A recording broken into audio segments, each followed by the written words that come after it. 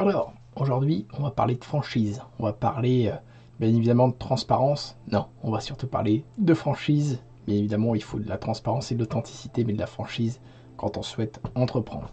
Alors, on va aller voir tout de suite, toujours avec le côté digital. Ce qui est important de comprendre, d'ailleurs il devait y avoir il y a quelques semaines le salon de la franchise à Paris qui regroupe à peu près 500 enseignes, donc dans différents secteurs. On y retrouve le secteur de la mode, on y retrouve également le secteur de l'automobile, mais également le particulier, les bâtiments, bref, l'univers de la franchise. On va aller voir un petit peu plus comment c'est né cette partie-là. Allez, on va aller regardez. Donc déjà il y a pas mal de choses où c'est sponsorisé. Pourquoi? Je ne sais pas, mais en tout cas j'ai peut-être une idée par rapport à peut-être comme moi quand j'étais cadre ingénieur et qui nous permettait peut-être d'avoir un meilleur plan de carrière, peut-être d'être son propre patron. Peut-être d'ailleurs si vous regardez cette vidéo là, c'est peut-être votre objectif. Donc on va aller regarder le fait de comprendre un petit peu plus l'histoire de la franchise.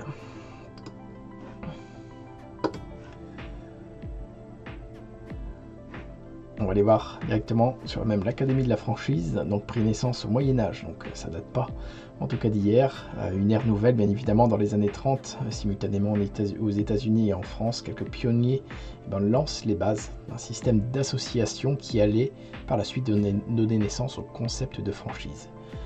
Ensuite, le grand développement, bien évidemment, sur cette période post-guerre, donc à partir des années 70, donc il y a eu la multiplication des enseignes.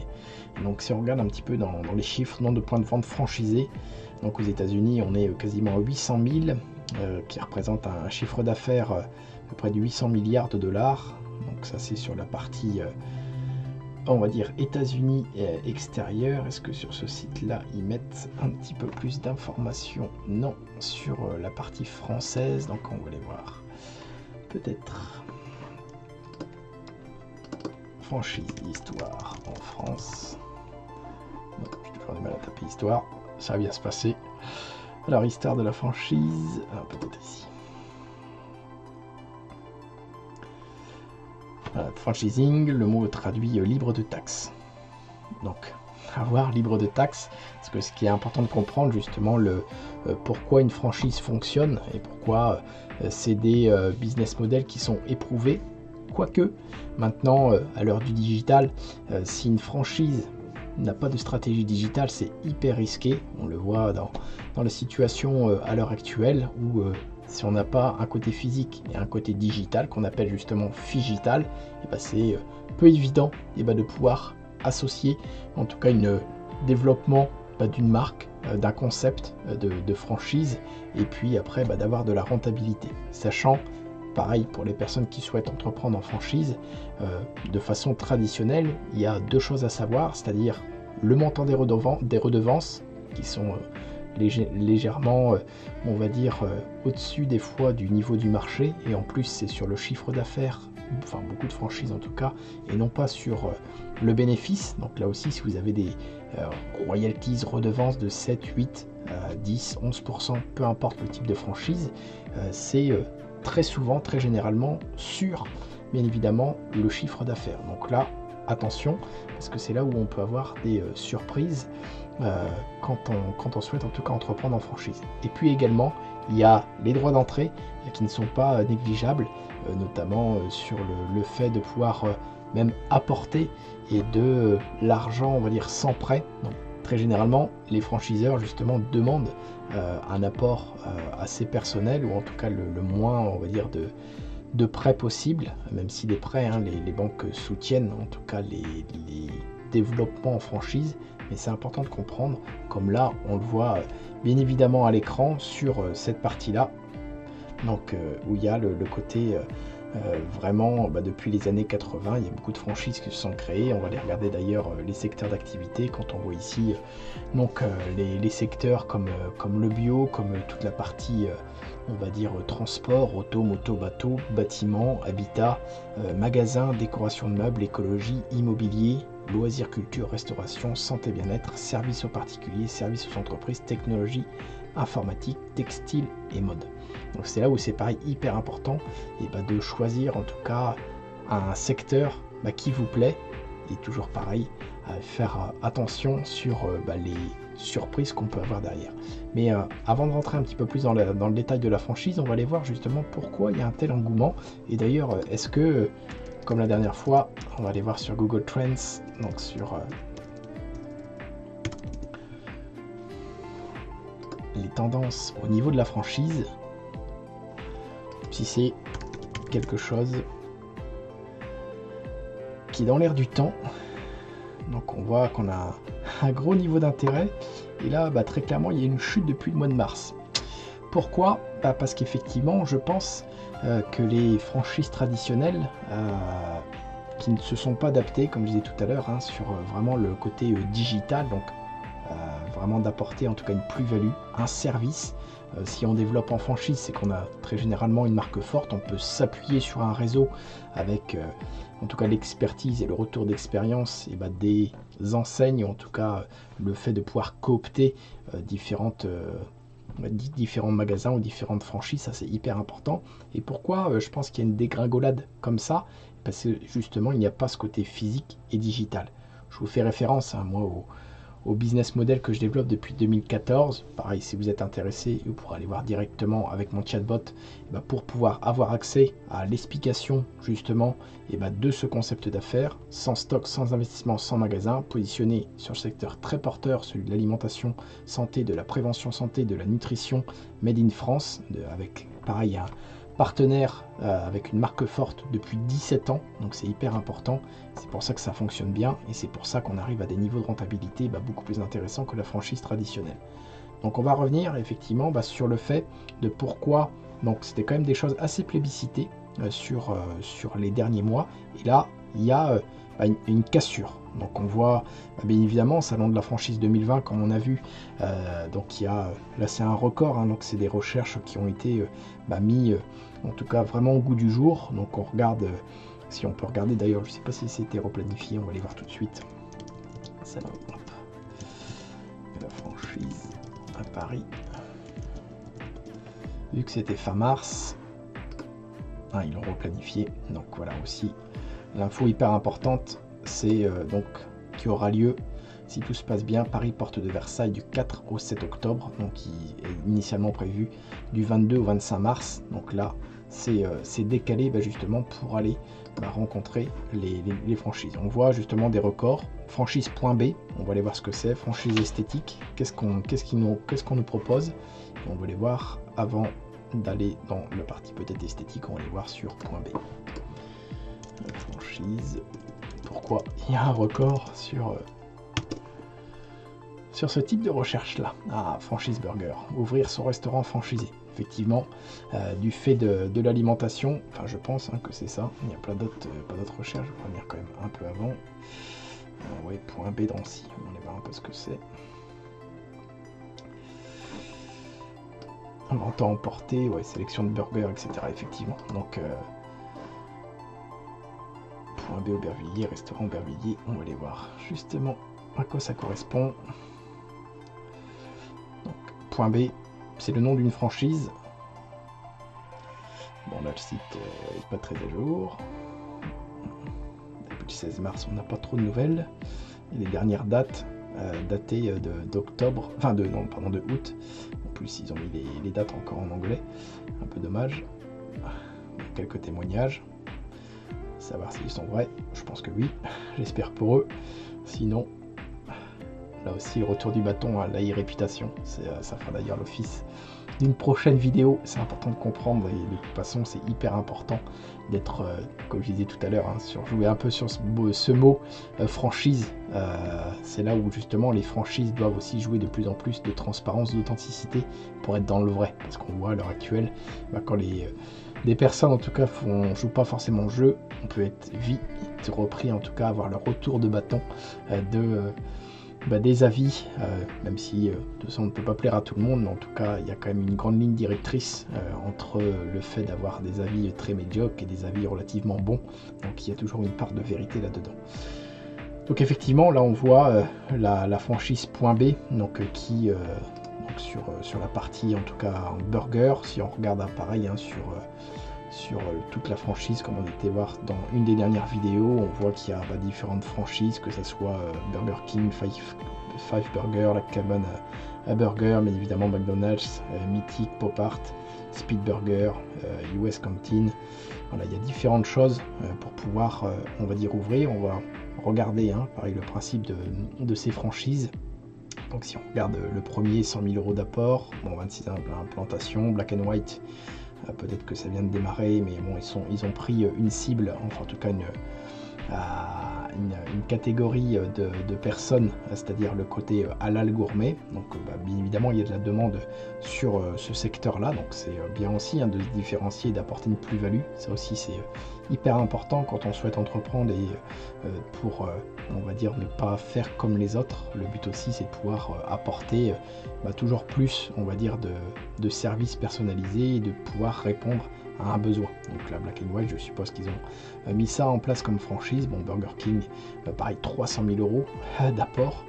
Quand je revois, hein, petite anecdote, mais quand j'allais sur Paris et notamment Gare Saint-Lazare, quand c'était le premier Burger King qui a réouvert en France, j'étais quand même assez sidéré. Déjà, il y avait deux on va dire personnes de la sécurité pour faire des files d'attente, parce que c'était quasiment une émeute et c'était pour beaucoup de personnes le plus beau jour de leur vie de revoir un Burger King ouvert sur le sol français. Et j'en étais assez amusé parce que je suis pas fan, on va dire, du fast food, parce que c'est en tout cas pour moi assez assimilé à, on va dire, à de la malbouffe. Et quand je vois évidemment de temps en temps ça le fait, mais sauf que beaucoup de personnes mangent trop régulièrement des fast-food comme ça, et c'est très nocif pour la santé. Moi j'ai choisi en tout cas de pouvoir me positionner sur la prévention santé par l'alimentation. En tout cas je l'ai compris du fait de mon expérience et en tout cas de ma vie suite à un burn-out professionnel, et c'est là où c'est important de comprendre effectivement. Si je reprends l'histoire du Burger King à Paris-Saint-Lazare, il y avait quasiment 1 heure d'attente, et ça m'a fait en tout cas doucement rire, parce que c'était justement fast food. Ça veut dire quoi? Ça veut dire nourriture rapide. Et les personnes étaient prêtes à attendre 1 heure, en plus pour manger en lance-pierre un hamburger. Ils sont bons, pas bons, je ne jugerai pas en tout cas la valeur de Burger King. Si ça marche et qu'il y a pareil une demande, une cible, tant mieux pour eux. Mais bon, c'était assez contradictoire d'attendre 1 heure pour pouvoir manger au fast-food, quand on sait en plus des fois les prix qui sont pratiqués, notamment lors d'ouverture ou des choses comme ça. Bon, si on regarde un petit peu sur les autres, donc on est sur 60 000, 60 000, 20 000, 40 000, 190 000 pour la firme américaine, Memphis 150 000, 50 000, 80 000, bref, en tout cas au minimum. Allez, si on prend... c'est les premiers, voilà, une implantation, c'est un peu léger. Bon, Mythic Burger, peut-être, allez, on va les prendre, il y a 20 implantations, 80 000. Donc là, aide au financement, bon oui, investissement global, donc 220 000 €. Donc déjà, quand on regarde entre l'apport personnel, donc généralement, c'est là où on ne peut pas prendre, on va dire, de prêt bancaire. C'est généralement amené sur la table par rapport à nos deniers personnels. Droit d'entrée 18 000, et on est quand même sur un coût.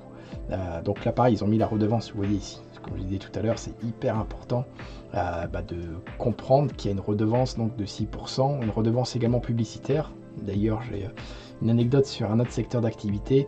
Je ne vais pas citer la marque, c'est pas le but, mais en tout cas, une de mes connaissances qui avait un garage de réparation de voitures, un concessionnaire, et puis le jour où la marque a décidé de changer les logos, de changer la communication, de changer le code couleur, de mettre à jour en tout cas sa politique de communication et de charte graphique. La franchise lui a imposé dans un délai, on va dire de quelques mois, mais relativement quand même serré, à remettre en tout cas tous ces bâtiments, tout son marquage au sol pour être dans la charte, sinon il pouvait se voir retirer sa franchise de cette marque automobile. Donc c'était un moment de stress parce que déjà quand on est franchisé, comme on voit là, 6% de redevance, pareil à voir si c'est sur le chiffre d'affaires, mais très généralement c'est sur le chiffre d'affaires, pas sur le bénéfice, et quand même ça plombe quand même les comptes. Et là 2% de redevance publicitaire, bien évidemment ils apportent une valeur ajoutée, c'est-à-dire toute la communication est faite parce que derrière généralement il y a un service marketing qui apporte des fois comme là peut-être l'application mobile, ou des fois qui amène les plaquettes, qui amène aussi bien du print, donc tous des éléments publicitaires d'impression. Mais là c'est important de comprendre, là ils mettent royalties, mais après il faut voir entre le redevance fonctionnement et royalties ce qu'ils entendent sur ça, et type de contrat 9 ans. Donc pareil, est-ce qu'à l'heure actuelle de partir sur 9 ans, sachant que notre monde économique évolue très très vite, il faut avoir quand même un franchiseur en tout cas qui a l'agilité de pouvoir s'adapter. Je reprends pareil à mon propre exemple, on a mis à peu près une semaine à s'adapter sur le mouvement, on va dire, de ce côté à travailler davantage chez soi. Et c'est là où c'est hyper important d'avoir aussi cette flexibilité et cette adaptabilité de la part des franchiseurs pour aider justement les franchisés. Donc là, pareil sur la franchise, c'est des choses que vous devez en tout cas savoir sur ça. Et je vais revenir, comme je disais tout à l'heure, sur le fait de comprendre justement pourquoi il y avait un élan sur la franchise. Quand on regarde ici, donc pareil, c'est dans le Limousin, Île-de-France et Corse. On n'a pas forcément l'historique de savoir quel type de personnes, on sait de où proviennent les personnes, mais on ne sait pas forcément quel type de personnes. C'est un peu la limitation de Google Trends. Après il y a d'autres outils, on pourrait y revenir dans une vidéo plutôt digitale pour les personnes qui sont intéressées. Vous pourrez le mettre pareil en commentaire de la vidéo si vous souhaitez que je vous donne un peu plus d'informations pour comprendre, on va dire d'aller voir un petit peu quelles sont ces personnes qui recherchent ce type ici de requête avec le mot franchise. Mais en ayant assisté à pas mal d'événements comme ça, il y a une notion, pareil, comme ça, moi je parle vraiment de mon expérience reconversion cadre. Et quand on regarde un petit peu les sujets, et même si on regarde sur la partie, c'était en Île-de-France, la dernière fois il y avait Île-de-France.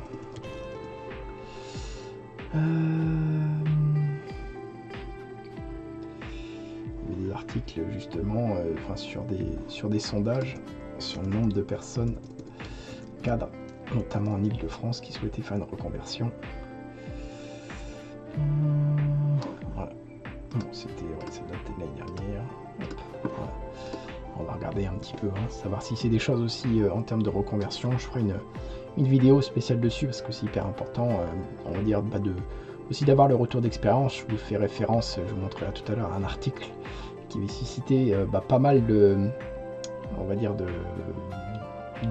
likes, de commentaires, en tout cas d'intérêt sur un article que j'avais fait sur LinkedIn quand j'avais justement quitté mon emploi pour faire cette reconversion professionnelle en 2014, enfin en 2017 exactement, quand j'ai fait ma reconversion, quand j'ai quitté mon emploi de cadre.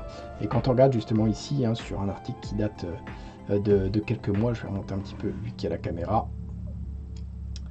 Une étude réalisée par le moteur de recherche d'emploi Indeed montre qu'il existe un clivage entre les attentes professionnelles des Français et leur choix de carrière basé sur des critères pratiques, décryptage. Donc les critères pragmatiques, bien évidemment, au niveau du salaire, qui des fois est la déception, surtout dans le système traditionnel, où très hiérarchique et très vertical, donc c'est très difficile de gagner plus que la personne qui est au-dessus de nous.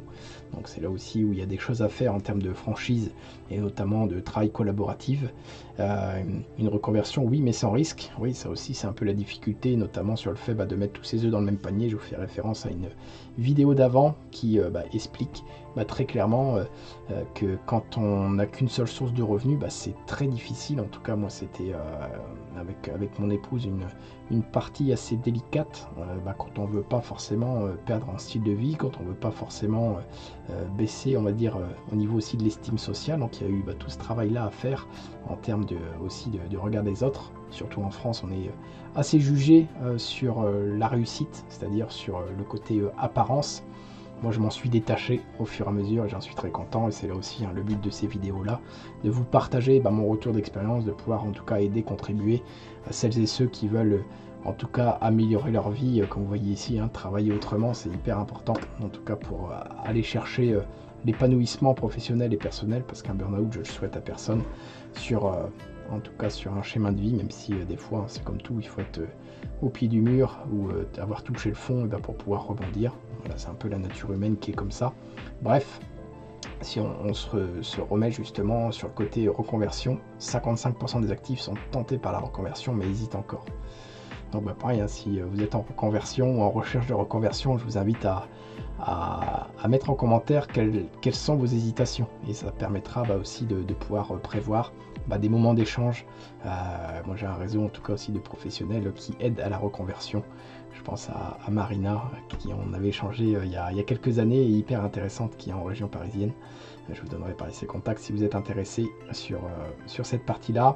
Donc voilà, 6 conseils pour une reconversion, testez votre futur métier avant de vous lancer. Ça aussi, c'est hyper important, et de pouvoir être dans une période de test. Moi, c'est ce que j'ai adoré aussi, de pouvoir tester justement sans risque financier, comme je disais tout à l'heure, sans investissement, sans stock, sans magasin. Ça m'a permis justement de pouvoir éprouver si cette franchise digitale était viable, et on voit 6 ans plus tard en tout cas qu'elle est vraiment dans l'air du temps. En plus positionnée moi sur quelque chose que j'apprécie, sur ce côté aider, contribuer à apporter des solutions et de prévention santé, en tout cas de mieux-être par l'alimentation, et ça c'est hyper important. On va revenir donc sur ça. Je vous invite pareil à aller chercher vos informations là-dessus. Je vais vous faire justement le focus sur mon profil LinkedIn. Hop. C'était je quitte mon emploi de cadre ingénieur. Voilà. C'était cet article-là qui est sur LinkedIn. Si vous voulez me suivre, pareil, vous pourrez me retrouver sur LinkedIn. Un article que j'avais écrit donc en octobre 2017, entrepreneur moderne. Voilà, si vous avez cliqué sur ce lien, il est fort à parier que vous avez envie de changement dans votre vie. Et ce qui était assez intéressant, j'étais quand même très surpris, agréablement surpris, de pouvoir voir qu'il y avait autant de personnes qui se sont retrouvées dans mes écrits. Voilà, il y a eu, est-ce qu'on a ici le nombre de lectures? Non. Est-ce que je ne suis pas connecté peut-être sur mon compte? Oui, il y a eu plus de 30 000 lectures, 3000 likes, 257 commentaires, 131 partages. Et c'est là où c'était en tout cas hyper important de comprendre qu'il y avait que ça parlait à beaucoup de personnes.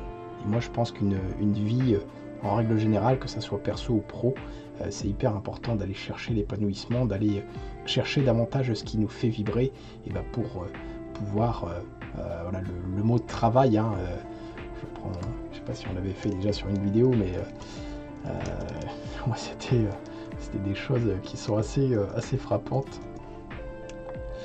L'origine du mot travail, je sais pas si vous avez déjà cherché ça, mais je sais pas si ce sera la bonne définition. On va regarder, vu que tout est en live, le but c'est de vous partager dans cette vidéo les choses les plus simplement possibles, voilà, sans filtre, sans trop de préparation, de pouvoir vous partager à l'instant ces choses-là. Bon, ne pas charger.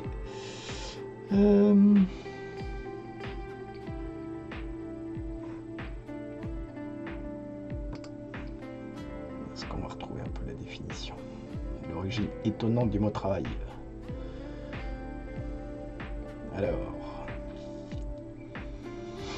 voilà, on s'en serait douté, le mot travail vient du latin, mais évidemment, mais là où ça devient intéressant, c'est qu'il n'est pas tiré du mot signifiant travail, labor, mais d'un autre terme au sens bien différent, le tripalium. Qu'est-ce donc le tripalium? Tout simplement un instrument de torture. Le mot est composé de tri, 3, de palus, pieux, sorte de croix de Saint-André avant l'heure. Il est surtout utilisé pour dompter les esclaves jugés trop paresseux. Voilà. Et Tripalium va suivre son bonhomme de chemin dans le monde merveilleux. Je vous invite à lire en tout cas l'étymologie et l'origine du mot travail. Et pour moi, voilà, le travail, enfin de travailler 11 mois sur 12, de travailler 5 ou 6 jours sur 7, 60 heures des fois par semaine, et après de travailler 42, 44, 45 ans, on ne sait pas jusqu'où on ira dans le système traditionnel. Voilà, à moi un moment, après la trentaine, après 30 ans, ça ne me faisait pas forcément rêver. J'ai été éduqué bien évidemment au travail, parce que là aussi, moi je suis en tout cas le premier défenseur du travail. Ça c'est hyper important quand je vois des fois, justement, et pas plus tard encore que ce matin, hein, des personnes qui s'autorisent à mettre, notamment sur les réseaux sociaux, en un mois aller chercher l'indépendance financière, en 3 clics, faites fortune, etc. Tous ceux qui promettent, en tout cas, qui a rien à faire et qui a gagné de l'argent, bah là pareil, à fuir. Moi ce que j'aime bien, c'est justement d'être rémunéré à la valeur de ce que je vaux, et c'est là aussi quand vous souhaitez peut-être entreprendre, quand vous souhaitez créer une franchise, parce que c'est là aussi le thème de cette vidéo, et c'est important en tout cas de comprendre qu'il va y avoir du travail, et que ce travail-là sera, votre rémunération sera à la hauteur de votre investissement, mais plus personnel. L'investissement financier c'est une chose, mais l'investissement personnel est le plus important. Après on pourra faire quelques vidéos sur le sujet, parce que ça demande de l'évolution personnelle, ça demande beaucoup de confiance en soi, et je ne vais pas rentrer dans le détail aujourd'hui, mais en tout cas, pour revenir à la partie franchise, donc je vous invite à laisser vos commentaires, et puis ce sera avec grand plaisir de pouvoir vous partager mon retour d'expérience sur une franchise, donc comme je disais, au niveau digital, donc physique et digital, sans stock, sans investissement, sans magasin, pour permettre peut-être de trouver une alternative, en tout cas, à votre carrière professionnelle. A très vite dans une nouvelle vidéo.